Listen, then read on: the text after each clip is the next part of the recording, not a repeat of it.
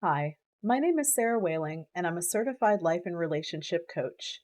In my one on one coaching, I specialize in assisting reprogramming attachment styles, healing from narcissistic relationships, and healing the subconscious mind, which is a step past awareness in the healing process when lasting change is created for the life that we want. So, we are going to deep dive into this topic today, the pattern of not holding people accountable as the scapegoat survivor of a narcissistic parent. This is something that could be subconscious until you really examine it. What this could potentially look like is, let's say that someone you are in a relationship with crosses a boundary that you have communicated or commits a transgression in the relationship, and maybe this is a repetitive violation. You may find yourself getting really upset about it and realizing that you need to communicate in some way how this is not okay for you, or even, in fact, how this may be a deal breaker for you. You may find yourself getting really upset in the moment and directly after, but you find yourself just letting it go, only for the cycle to continue over time.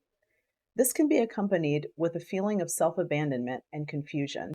The first thing to talk about here is the subconscious mind. The subconscious mind is the part of our mind that is ultimately responsible for the actions that we take. Now, real quick, what is the subconscious mind? Well, you have the conscious mind, the subconscious mind, and the unconscious mind. The conscious mind is the part of our mind that we actually think from with our own thoughts and reasoning. The subconscious mind is the part of our mind that could be known as the autopilot part of our mind. The key thing to remember about our subconscious mind is that it is programmed by repetition and emotion, significantly in childhood. The subconscious mind can process about 1 billion bits of data every second, while the conscious mind can process a mere 40 to 60 bits per second in comparison. This illustrates how much more powerful the subconscious mind is than the conscious mind. This is why, for example, we might consciously know that a negative belief is ridiculous, but we still have it anyway. Let's look at a common core wound formed from narcissistic abuse, the I am physically disgusting core wound. A person with the core wound, I am physically disgusting, might look in the mirror and even see and acknowledge that they are in fact an attractive person, but at the exact same time have many times of feeling ugly or feeling physically disgusting and still emoting to this core wound. It doesn't make sense, but it is there in their subconscious, and they are experiencing life from that internal compass in the world. The conscious mind is entirely conscious, active, deliberate thought. It is where we dream and make our plans in life. The subconscious mind determines if we follow through, and if we have limiting beliefs, i.e., core wounds, this can really hold us back from what we want in life. To examine the autopilot subconscious, sub below conscious, it takes a little effort and focus, but what is there is retrievable. The subconscious mind is mostly programmed in childhood, but also by very emotion laden life experiences and repetitive life experiences. These principles are what we can use with our conscious mind to reprogram and thus live from a place of our choosing in life and not from any trauma we experienced. So, when looking at the pattern of not holding people accountable, specifically related to narcissistic abuse, we can take a look at the repetitive experiences of childhood.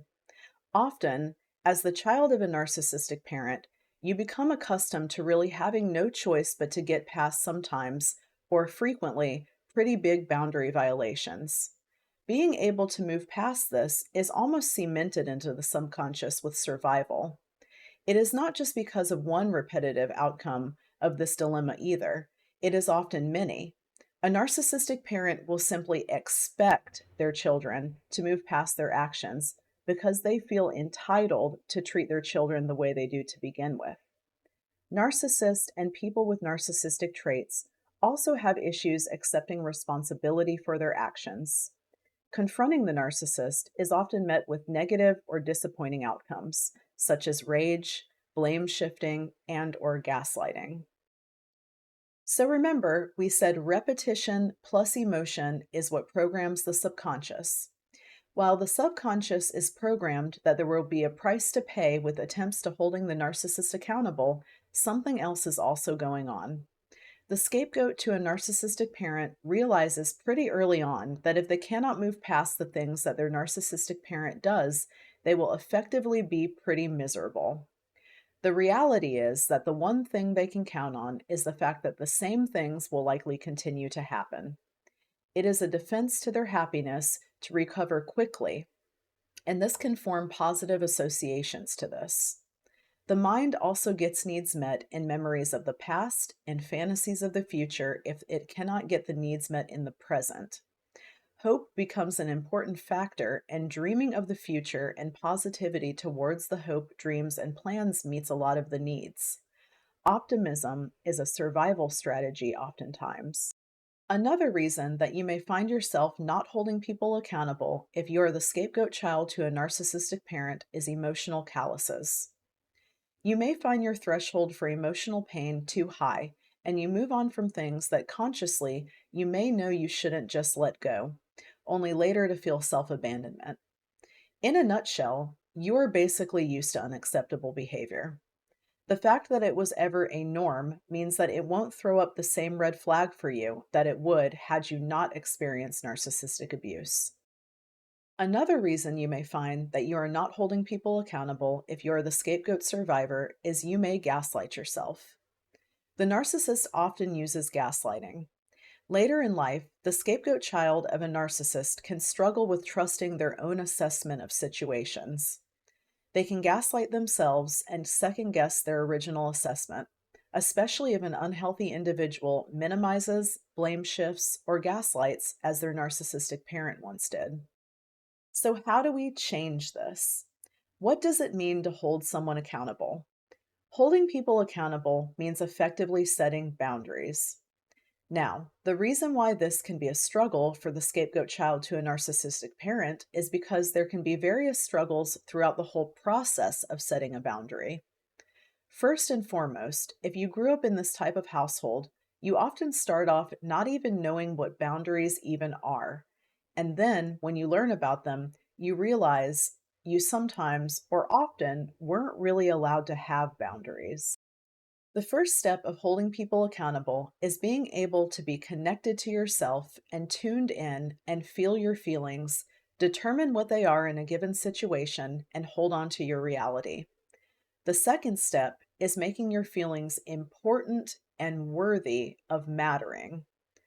The second step can be a struggle for the scapegoat survivor because they can struggle with two common core wounds of narcissistic abuse: the I don't matter, or I am disrespected, or I am unimportant core wound, and the I am not worthy core wound.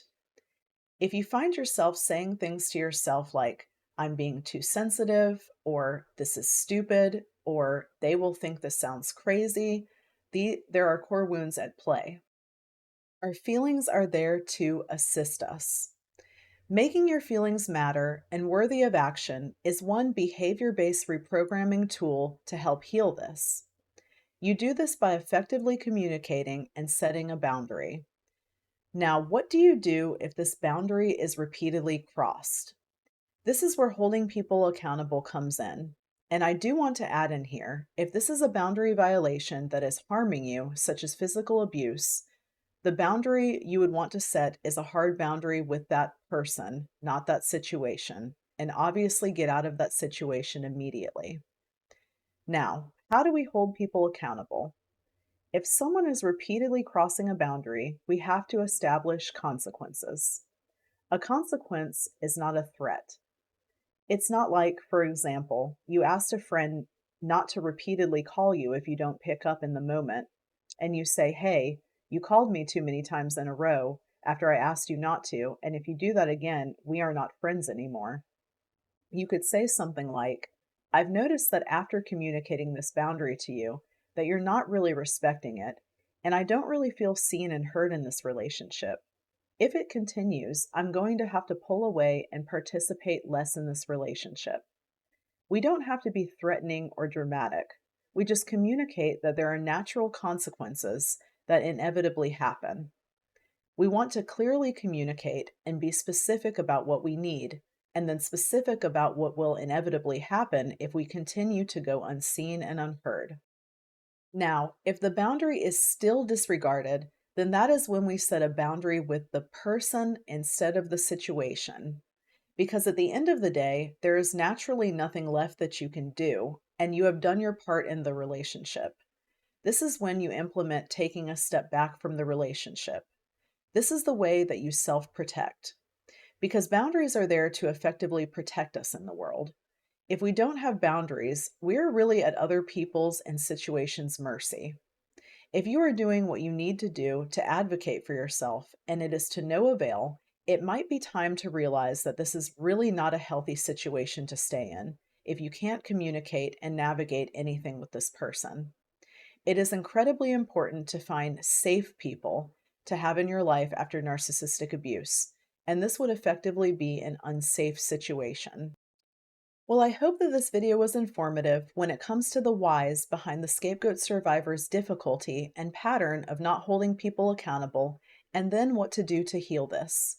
If you found this video helpful, it would really mean a lot if you could hit the thumbs up below and give it a like. Stay tuned for lots of future content for the scapegoat survivor of narcissistic parents, and subscribe and hit the bell not to miss anything.